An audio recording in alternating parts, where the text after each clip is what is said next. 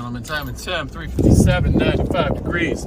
Another hot and stormy one, or steamy one today. Should not be stormy. Wanted to go over this, well, like my watch tan, but ended up getting a new watch last week. And I'm trying to remember not to wear it while landscaping or mowing, just anything. Because number one, I don't know if so the watch I had previously, which was a Series 6, I believe, I just bought a 10, the watch face came off, basically the screen, the glue that holds the screen on came undone, so it was kind of flapping off. It's kind of held on by, I don't even know what, actually. I don't know, something that kind of has almost like a wiring harness for it would be the best way to describe it, I guess. But anyhow, this was over a week ago, maybe almost, yeah, going on 2. I noticed it a little loose one day when mowing, but I kind of pushed down on it, and days later, nothing, no problem, no issues with it whatsoever. And then days later, I was actually at my job I have for the summer, and my day job, so to speak, and I was in a public bathroom where the hand, where you wash your hands, it's one of those jet powered dryers to dry your hands, and it flew off the band, and I was like, whoa. So, I'm not saying it's attributed to landscape. I did have one years ago, probably the Gen 2 or 1 watch. I broke a face from trimming. I had I don't know, a pebble or something that came off the trimmer and just went right into the watch face, and I actually took a chunk of glass out. It didn't shatter it, but it took the side of the glass screen off. But anyway, all that to just kind of remember to, I use Apple products. I mean, from Airbuds to the AirPod Pros, the newest generation are amazing. I know they don't hold up as great as IsoTunes or whatever, but the IsoTunes, I've had them, I've tried them. I know a lot of guys plug them. I understand there's kickbacks, which, hey, plug the things that give you kickbacks. But I've tried it. They're just, I don't know.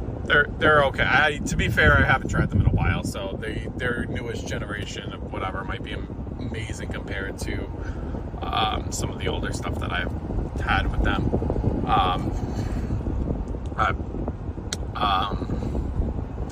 Anyhow, it's just, these things, whether it's the AirPods, whether it's the watch, I mean, they're expensive enough where they add up at the end of the day, but, they're not breaking the bank. I mean, a brand new top-of-the-line watch is $300 and something. I mean, the AirPods are another, whatever. It's not, it's money, but yeah, you work hard, be able to, it's not be a big deal. But anyway, today we are off. We're doing the bigger property, about 2.5, 3 acres of grass, a little short of 3 acres of grass, but big enough. Tomorrow I'm scheduling as an off day for landscaping. It was supposed to rain. I had a doctor's appointment, so everything's gonna be beautiful. And then looks like the rain chance did kind of go away. It's still there, but it's not as, come on guy, let's go. It's not as prevalent, but I ended up scheduling a haircut for tomorrow too, with, just let me kill the day with appointments, whatever. And then Friday, Saturday, my plan is one of those days I'll go down to Mayapack, knock out those lawns, and the opposite day I will, I'm going to spend a little time on the house that's selling. I this video. They're taking the real estate photos, and it's not really a lawn that like stripes well or anything like that, but you know, I will like trim up the inside the woods for them and stuff. I mentioned that. So one of those days, whatever, and then we got a wedding this week, and my sister-in-law is getting married. So we'll be, you know, I'll have Saturday morning, but that's about it. And then we'll be in wedding mode for the weekend and into Monday, and come back sometime Monday. And depending, hopefully knock out a little bit on Monday, and just go from there. Every week's a busy week, but it looks like we're pretty much just in the mowing for now until somebody. I did kind of throw out a few estimates to people. Nobody's gotten back to me. You know, those were like within the last day or so. So sometimes people are like, "Oh yes, right away. Let me get on your schedule as quick as I can." Other people are like, "Eh." And then I do have to figure out the ones that are selling. It won't be in time for their pictures, but they did. I don't know if they're listing it and they're already having pictures taken of something.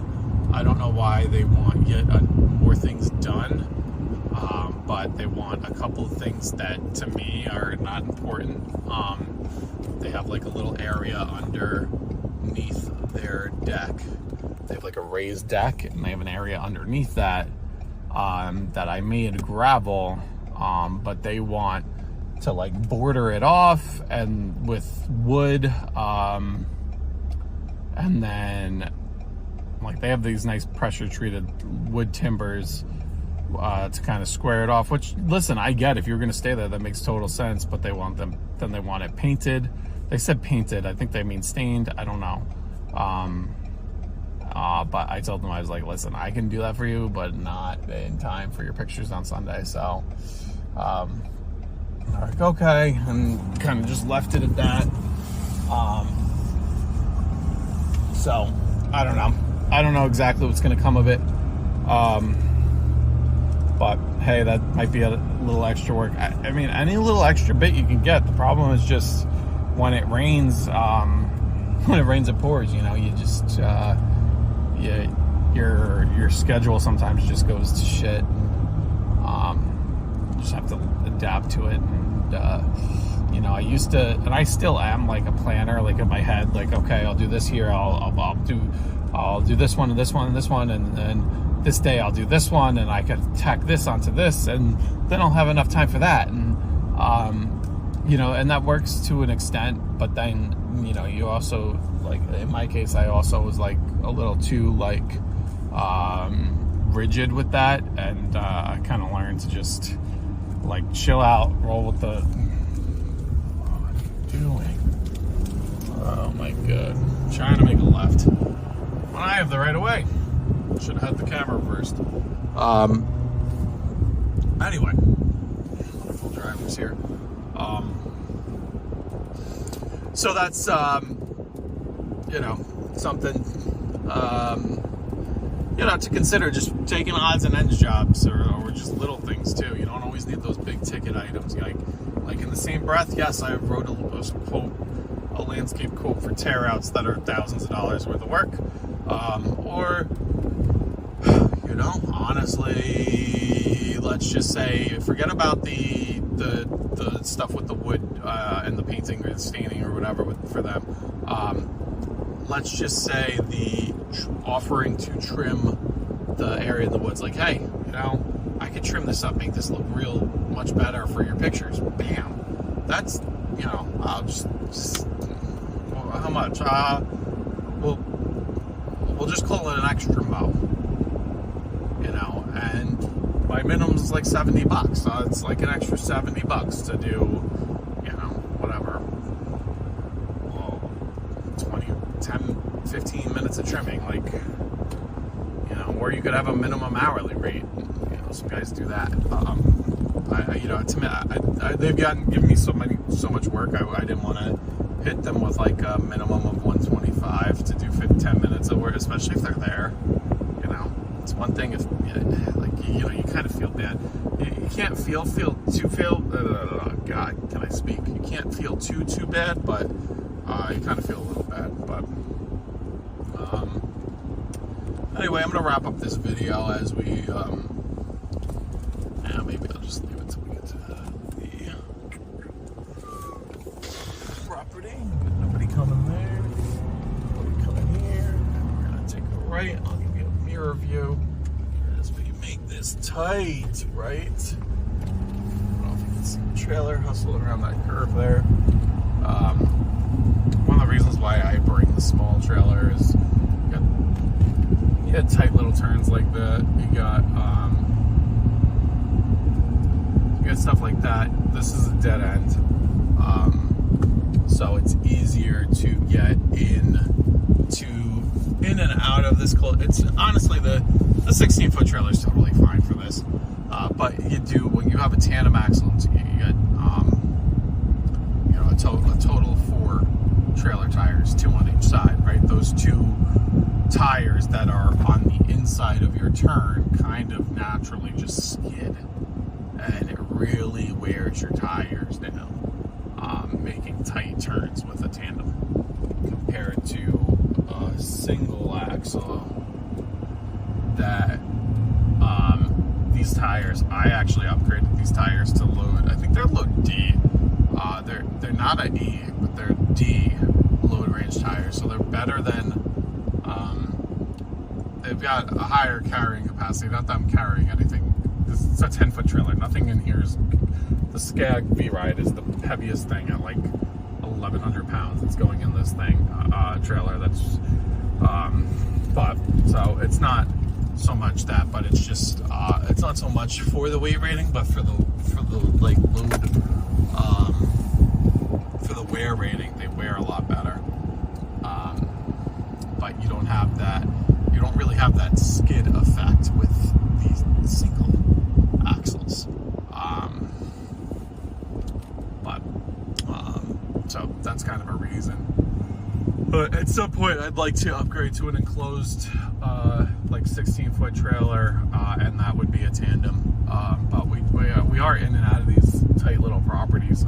This one's not tight at all, but some of the houses I do, that, you know, it's tight, narrow driveways that I'm able to turn around in, and really long driveways. This house I'm doing now has a really long driveway. I don't drive up it though, because I gotta mow down here too, so it doesn't make sense. I'll drive the mower up it.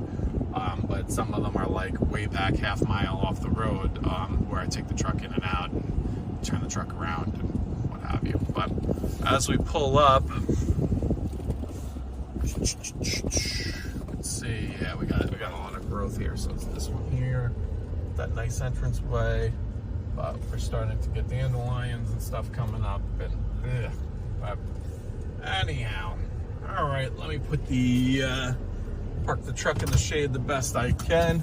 Everybody have a great rest of your day. Have a good weekend, and I'll see you guys on the flip-flop. All right, super quick video. On my way back, I'm like 30 seconds from the house, but just wanted to say 2 things. The AirPods, I was talking about AirPods before.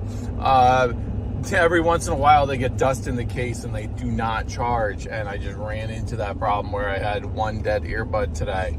And it's not even the music or the podcast or whatever that I would like to have. It's the noise cancellation function. So, you know, make sure you're constantly blowing those things out to make sure the contacts are clean so you get a good charge on those. That's 1. 2, client came out to me, and this is awesome if you have, you know, it's all about just having great clients that have a good relationship with you. And he had a huge one. Whoa, I dropped you. I'm reversing. Hold on. Okay, sorry, I'm backing this thing up. He had a huge hornet's nest, and he was nice enough to mark it with like some survey tape. So that's, you know, I really appreciated that. He was like, hey, I know what it's like to work outside. He worked outside his whole career, and that was just so nice of him to do that. Yeah, so that was basically it. I just those two things. Make sure my wife has enough room to pull in because she's a minute or two behind me. But anyway, have a good relationship with your clients. They'll look out for you with stuff like that. And then, you know, we were cutting up. We just had a baby 6 months ago. Their daughter just had a baby a few months before that, or a few months after us. So we're talking about just life, and, you know, it's good to have a good relationship with your clients, especially with, like, you know, stuff like that, horn test, and, you know, they look out for you, which is the right thing to do, but, you know, not everybody does that. Not, you know, and most people who have lawn service, whatever, honestly aren't really using their property. So this guy has 11 and a half, 12 acres. Not all are wooded. Here comes my wife coming in now. But, you know, it's really important to look out for everybody, and yeah. There they are. Anyway, all right, everybody have a good one. Peace.